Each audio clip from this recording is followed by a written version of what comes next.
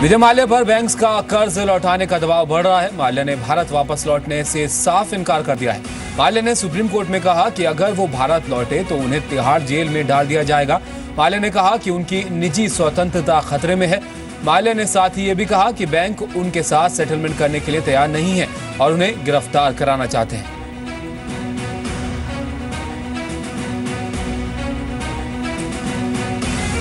वहीं supreme court ने सख्त रवैया अपनाते हुए माल्या को देश विदेश में संपत्ति घोषित करने का आदेश दिया है। माल्या की पत्नी और बच्चों की संपत्ति भी उसकी भी घोषणा करनी होगी।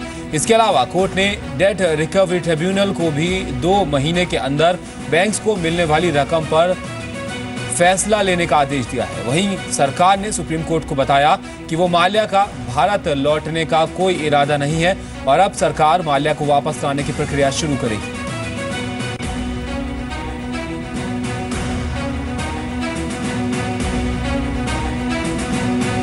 योग गुरु बाबा रामदेव ने एफएमसीजी कंपनियों को खुली चुनौती दी है। पतंजलि के सफल कारोबार पर बात करते हुए बाबा रामदेव ने कहा कि वो अपने क्वालिटी प्रोडक्ट से कोलगेट जैसी मल्टीनेशनल कंपनियों से सीधी टक्कर लेंगे। इस साल 5000 करोड़ का कारोबार करने वाली पतंजलि की सफलताओं का जिक्र करते हुए बाबा रामदेव ने कहा कि अगले साल पतंजलि 10,000 करोड़ रुपए का कारोबार करेगी।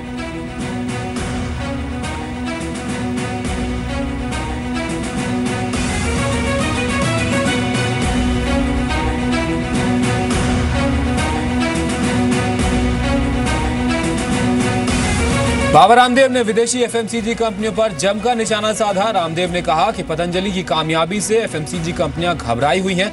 बाबा ने 3 बड़ी कंपनियों को जल्द ही शीर्षासन कराने की बात कही है। 1 वर्ष में नेस्ले उसका पंछी उड़ जाएगा। कुछ ही समय में पतंजलि का ये दंत कांति कोलगेट को शीर्षासन करवाएगा। कोलगेट का गेट बंद होने वाला है और पीएनजी का जो है पेंटिन भी उसकी भी पेंट खराब होने वाली है। ये 3 कंपनियों का तो शीर्षासन बहुत जल्दी हो जाएगा। यूनिलीवर का लीवर बैठने में 1 साल का समय लगेगा।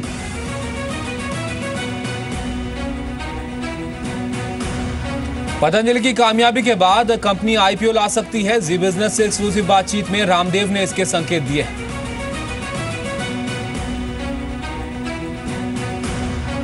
बड़ा पॉलिसी मैटर है। मैंने कहा ना अभी इसमें कुछ भी बोलना है बहुत बड़ा बखेड़ा हो जाए।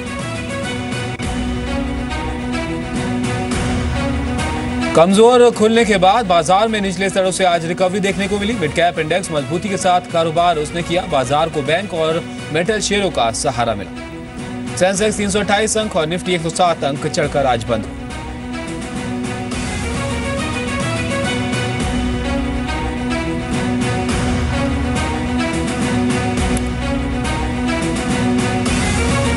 बाजार के दिग्गज रमेश दमानी का कहना है कि मानसून की चाल से बाजार की दिशा तय होगी। अच्छे मानसून की आशंका से बाजार में तेजी आई है और अगर मानसून अच्छा रहा तो बाजार में तेजी जारी रहेगी। मानसून की आशा है वो बाजार में बहुत महत्वपूर्ण है अभी, क्योंकि 2 लगातार खराब मानसून के बाद आशा है कि बहुत अच्छी मानसून होने वाली है।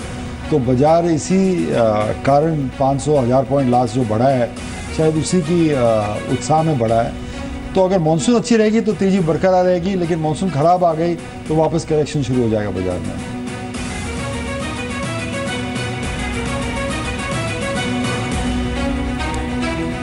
क्वांटम एडवाइजर्स के सुब्रमण्यम का कहना है कि बाजार की नजर कंपनियों के नतीजों पर है। नतीजे अच्छे रहने से बाजार में तेजी आएगी। मानसून अच्छा रहने पर बाजार की तेजी को सपोर्ट मिलेगा।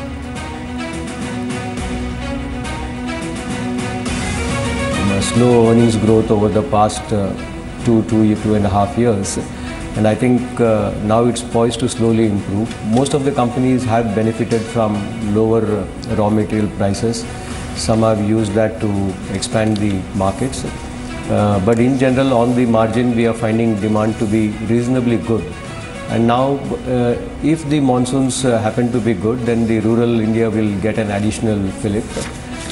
But even if without looking at the monsoons, if you look at what's happening in terms of the budgetary allocations to rural India, I think there is a lot of hope that things will slowly revive in rural India.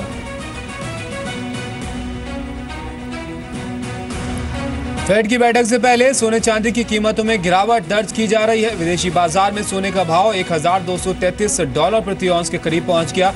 COMEX पर सोने की कीमतों में करीब $5 की गिरावट दर्ज की गई है। वहीं चांदी का भाव $17 प्रति औंस के नीचे लुढ़का है। फिलहाल चांदी की कीमतों में मामूली गिरावट है।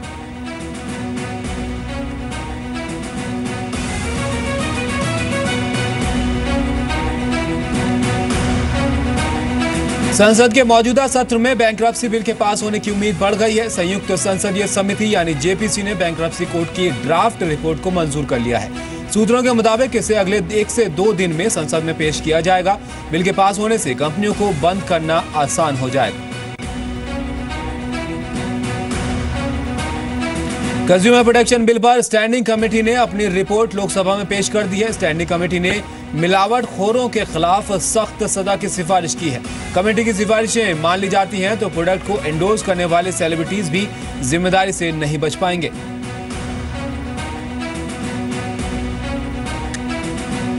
सहारा ग्रुप की प्रॉपर्टी बेचने के लिए सेबी ने प्रक्रिया तेज कर दी है। सूत्रों के मुताबिक सहारा की प्रॉपर्टी बेचने के लिए सेबी ने एचडीएफसी रियल्टी और एसबीआई कैप को नियुक्त किया है। सूत्रों का कहना है कि एचडीएफसी रियल्टी और एसबीआई कैप सेबी को प्रॉपर्टी की वैल्यूएशन और इन्हें बेचने में मदद करेंगे।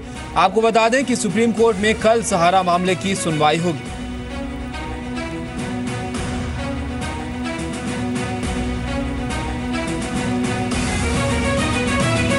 सेबी को सर्विस टैक्स विभाग का नोटिस मिला है। जी बिजनेस को मिली एक्सक्लूसिव जानकारी के मुताबिक सर्विस टैक्स विभाग ने सेबी को 75 करोड़ रुपए का डिमांड नोटिस भेजा है।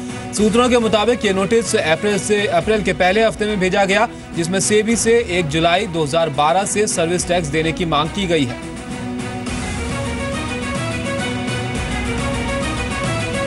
कॉल ड्रॉप पर सरकार ने एक बार फिर टेलीकॉम कंपनियों की खिंचाई की है। सुप्रीम कोर्ट में सरकार का पक्ष रखते हुए अटॉर्नी जनरल ने कहा कि कंपनियां मुनाफा तो कमा रही हैं, लेकिन इंफ्रा को सुधारने के लिए कोई कदम नहीं उठा रही हैं।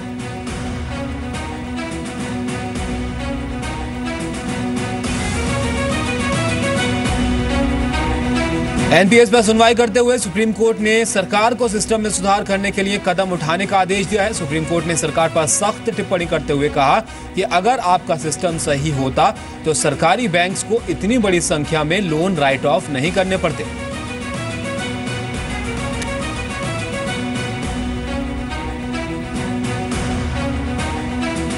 वित्त वर्ष 2016 की चौथी तिमाही में मारुति सुजुकी का मुनाफा 11.7% गिरकर 1,133 करोड़ रुपए रहा। वित्त वर्ष 2015 की चौथी तिमाही में मारुति सुजुकी का मुनाफा 1284 करोड़ रुपए रहा था। वित्त वर्ष 2016 की चौथी तिमाही में मारुति सुजुकी की आय 12.3% बढ़कर 15,306 करोड़ रुपए रही। वित्त वर्ष 2015 की चौथी तिमाही में मारुति सुजुकी की आय 13,624 करोड़ रुपए रही थी। मारुति सुजुकी के चेयरमैन आरसी भार्गव का कहना है कि दिल्ली एनसीआर में 2000 सीसी से ज्यादा डीजल गाड़ियों पर बैन से कंपनी के डीजल कार पोर्टफोलियो पर खास असर नहीं पड़ा है। भार्गव के मुताबिक यूरो 6 मानकों को अपनाने के लिए कंपनी के सामने निवेश कोई समस्या नहीं है।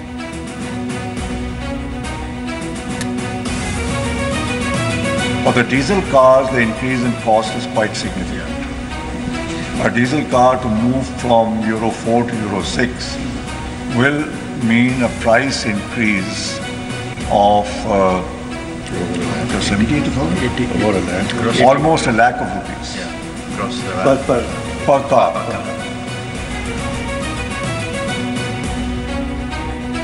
चौथी तिमाही में एक्सिस बैंक का मुनाफा 1.2% गिरकर 2,154 करोड़ रुपए रहा। जनवरी मार्च तिमाही में बैंक की नेट इंटरेस्ट इनकम करीब 20% बढ़कर 4,553 करोड़ रुपए हो गई है। इस दौरान बैंक के ग्रॉस एनपीए 1.85% से घटकर 1.67% रहे हैं।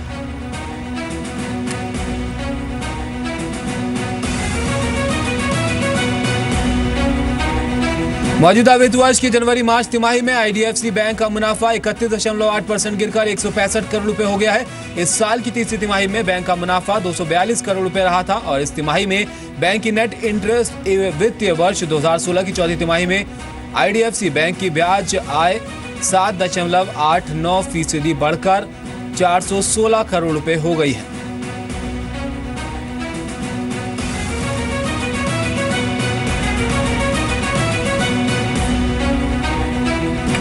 वित्त वर्ष 2016 की चौथी तिमाही में टाटा स्पॉन्ज का मुनाफा 49.5% बढ़कर करीब 13.25 करोड़ रुपए हो गया है। वित्त वर्ष 2015 की चौथी तिमाही में टाटा स्पॉन्ज का मुनाफा 8.6 करोड़ रुपए रहा था। हालांकि वित्त वर्ष 2016 की चौथी तिमाही में टाटा स्पॉन्ज की आय 12.4% घटकर 140.4 करोड़ रुपए रही थी। वित्त वर्ष 2015 की चौथी तिमाही में टाटा स्पॉन्ज की आय करीब 160 करोड़ रुपए रही।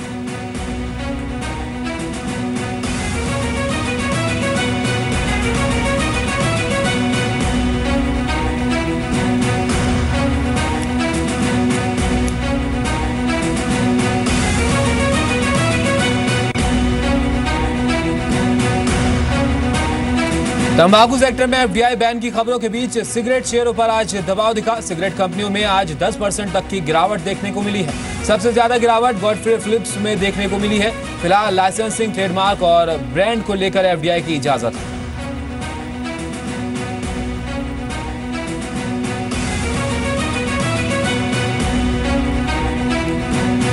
महाराष्ट्र सरकार ने दाल कीमतों पर काबू करने के लिए कदम उठाने शुरू कर दिए हैं। महाराष्ट्र सरकार ने दाल कीमतों पर नियंत्रण का कानून बनाया है। इस कानून को राज्य सरकार की कैबिनेट ने औपचारिक मंजूरी दे दी है। कानून बनने के बाद महाराष्ट्र दाल कीमतों की सीमा तय करने वाला पहला राज्य बन जाएगा।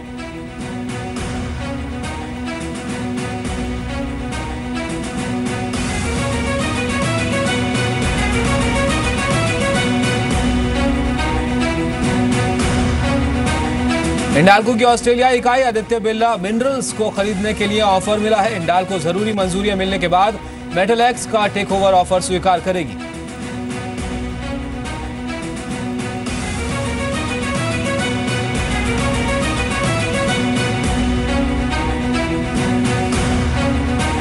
केमिकल्स एंड फर्टिलाइजर मंत्रालय ने हिंदुस्तान ऑर्गेनिक केमिकल्स लिमिटेड का रिवाइवल पैकेज तैयार किया है। रिवाइवल पैकेज के तहत कंपनी को फंड्स मुहैया कराए जाएंगे। कंपनी के प्रेफरेंशियल शेयर्स को इक्विटी में बदलने का प्रयास है।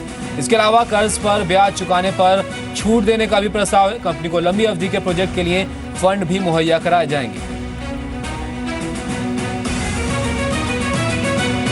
Reserve bank governor Raghuram Rajan ने ब्यूरोक्रेट से अपील की है कि वो आम आदमी की दिक्कतों को आम आदमी बनकर समझें। राजन ने कहा कि ब्यूरोक्रेट्स में ज्यादातर लोगों को आम आदमी की मुश्किलों का पता तब चलता है जब वो रिटायर हो जाते हैं। राजन के मुताबिक असिस्टेंट्स की लंबी लाइन की वजह से बड़े पदों पर बैठे लोगों को जमीनी हकीकत नहीं पता चलती। राजन मानते हैं कि अगर बड़े अधिकारी एक दिन आम आदमी की तरह किसी दिन सरकारी दफ्तर जाएं तो वो लोगों की मुश्किलों को ठीक से समझ पाएंगे और ज्यादा संवेदनशील होंगे। A lot of officials, including myself, learn the difficulties of working in India as Aam Aadmi only once we leave office. Once we lose the assistant to the assistant, the assistant to the assistant's assistant.